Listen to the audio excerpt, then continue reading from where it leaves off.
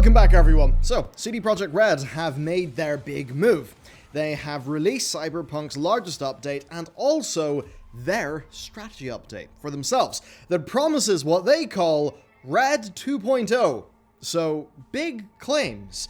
Claims that actually sent their stock price tumbling because while things seem reasonable on the face of it, it appears the dividends of all this stuff, well, that's just going to pay off further into the future, and that might have investors spooked, because they have had a dip. Okay, so with that established, let's break it down and work out what's actually going on and what their prospects are. First up, the game news. So, the company obviously lost a lot of goodwill with Cyberpunk's launch. Patch 1.2 is their first big attempt to fix that up.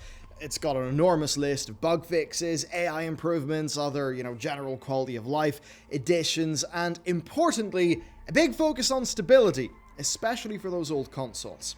Now, the game's performance on the last-gen consoles was, and also some lower-end PCs, but mostly the consoles, it was laughable.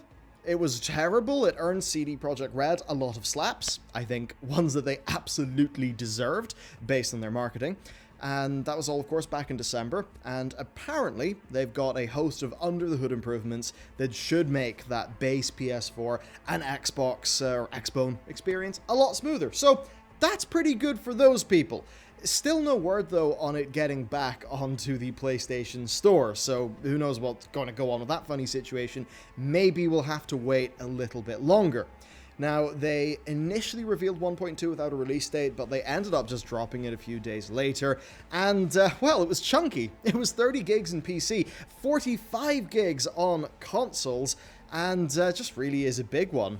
January's patch 1.1, it was good, but it wasn't able to do anything much for the last-gen performance difficulties, unlike 1.2, which does target those. So, overall then, 1.2 does actually seem to have went down well with players. But that's actually not all for CD Projekt Red's news, because we've got to cover their strategy update. Sure seems that the investor call that they just dropped was meant to be a bit of a slam dunk, something to go along with patch 1.2, fixing up so much of Cyberpunk. And this is a presentation that was actually pretty damn well polished. A lot more than a usual investor call or something like that. And what it does is it outlines plans for a version 2 of the company, in a way, as well as just going over generally what they are as a business across their various divisions.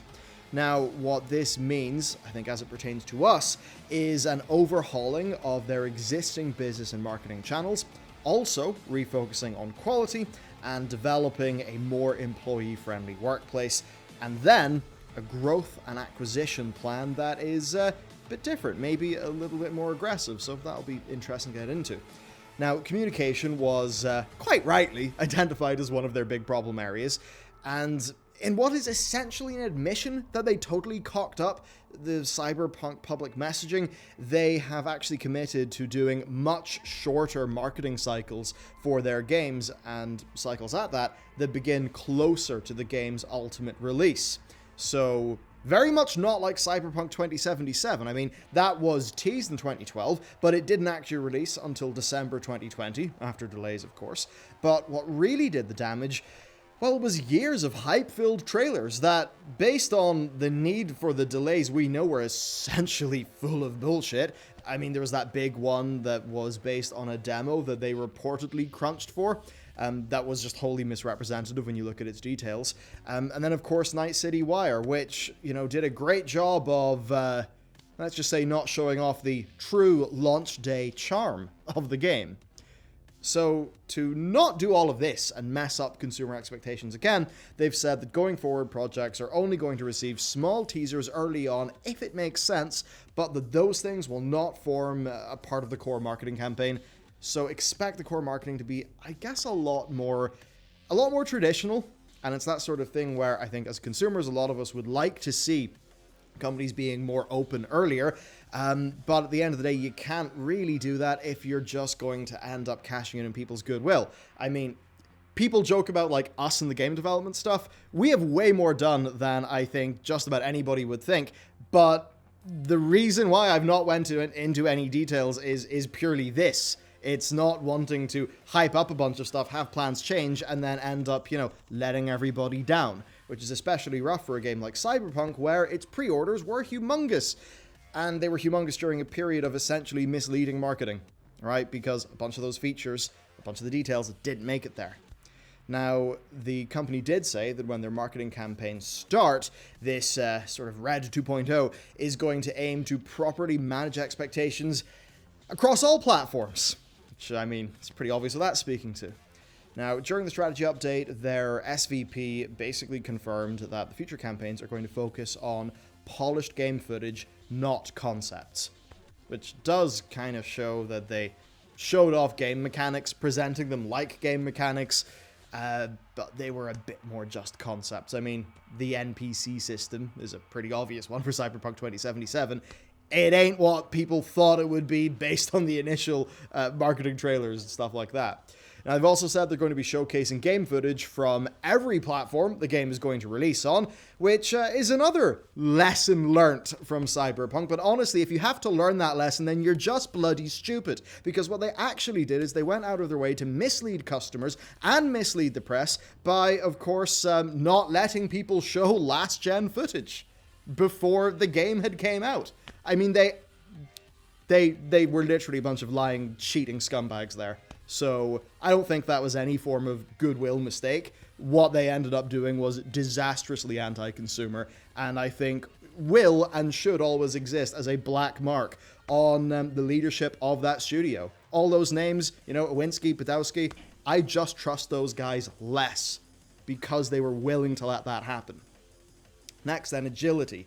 So rather than having big, grand, multi-year plans, they've said they're going to be refocusing on basically each year and trying to be a bit more agile. So seemingly just always trying to make the best decisions for what they've got right now instead of committing to humongous big plans and then not really being able to update themselves depending on how those plans go. And it seems like that's what happened with 2077 being such a big monolithic project.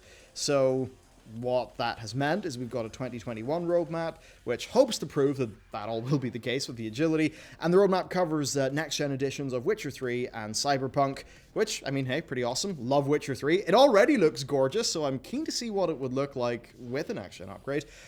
Plus then, of course, DLC for Cyberpunk. And you can expect the updates in the second half of 2021. Now, a consequence of all of this is actually the cancellation of the standalone Cyberpunk multiplayer game. So, a bit of an ouch, but then again, I mean, it's known as a single-player RPG studio. The people who are into this stuff are into single-player RPGs. So in the same way that I looked at Deus Ex, Mankind Divided, saw its multiplayer mode, and thought, why the hell would they bother doing that? That's what I thought about Cyberpunks. So it seems to me that basically none of us actually asked for that multiplayer, and that it might just have been something they did for sheer business reasons, which could explain a little bit of their stock tanking. But it seems to me that that was blind ambition more than anything else, because based on the single-player only version of the game being in the way that it was, there's obviously no way in hell they could have pulled that off. Now, they did say they're going to be bringing online into their franchises someday, so to expect that. Okay, the next thing then is their AAA development approach, where they basically want to parallelize work on the Witcher and Cyberpunk franchises from 2022 onwards. What that basically means for them is hiring up more staff, and then that plays a bit more into their wider merger and acquisitions plan. So I'd imagine just having multiple teams and multiple projects. Now, they call their development changes Red 2.0. So, I mean, they're obviously wearing their ambition on their sleeves, and I think they're doing that because they know they need a catchy, marketable thing like Red 2.0 to essentially be the framework through which people can understand what they're trying to publicly, portray that they're doing. So as a part of this, they have struck up a deal with Digital Scapes, who they've worked with in the past and who are now going to be called CD Projekt Red Vancouver. Now, of course, having more people doesn't do much to fix another thing that the company has been harshly criticized for, which is crunch. And as much as when we mentioned crunch in YouTube, the likes of myself and Yongye got disliked into oblivion, I think ultimately people saw the state Cyberpunk 2077 released in and maybe realized, oh, crunch actually doesn't work out that well. So they, in the strategy update, skirted around mentioning crunch specifically, but they did speak to creating a more sustainable and caring work environment. So, I mean, look, hopefully this is not just bluster, and this is actually what they want to do.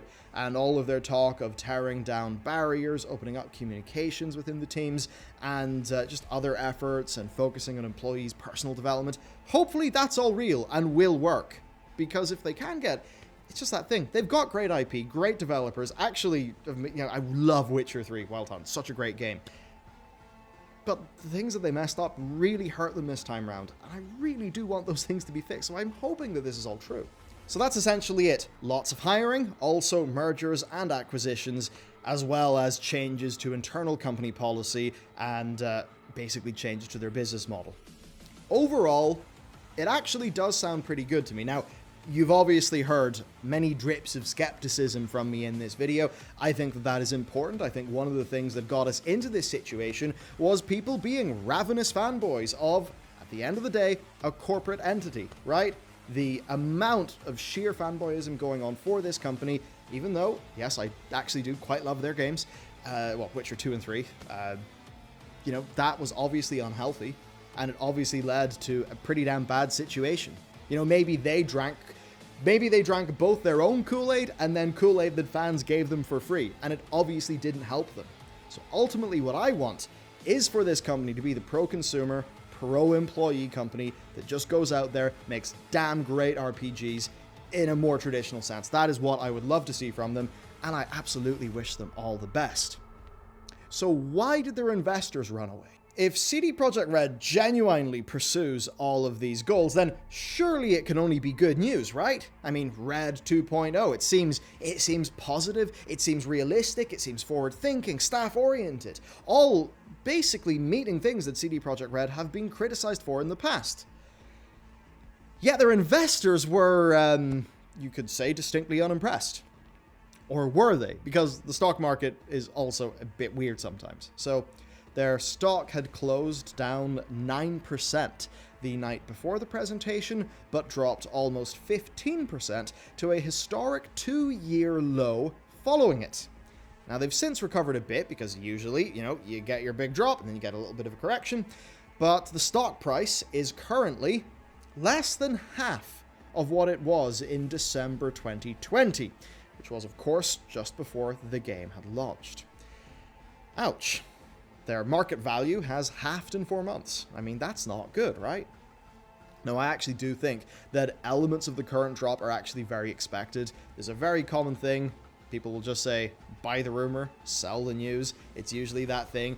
Unless a company's earnings or, big news really blows people away, you don't often see the stock surging. But this overall drop, what I think it reflects is them bubbling up based in great part on hype. Now, I think there is a world where they should be a massively, massively valued company like they were. And I think, in fairness, that world where they're really worth that humongous valuation, I think that is one where they've done Red 2.0. They've actually done what we've talked about in this video. They've got their parallelized development. They've got their multiple studios. They're actually able to simultaneously make Witcher and Cyberpunk content plus other things. So I actually think their plan is great. Obviously, take it with a pinch of salt, because I imagine it's going to take more than words for people to be sold on it, based on, sadly, the quality and reliability of the company's words thus far. So for the here and now, though, it does seem they've actually lost the trust of some investors. I mean, hey, a part of that could just be the surprise cancellation of their multiplayer release for Cyberpunk, right? I mean, that couldn't have gone over too well.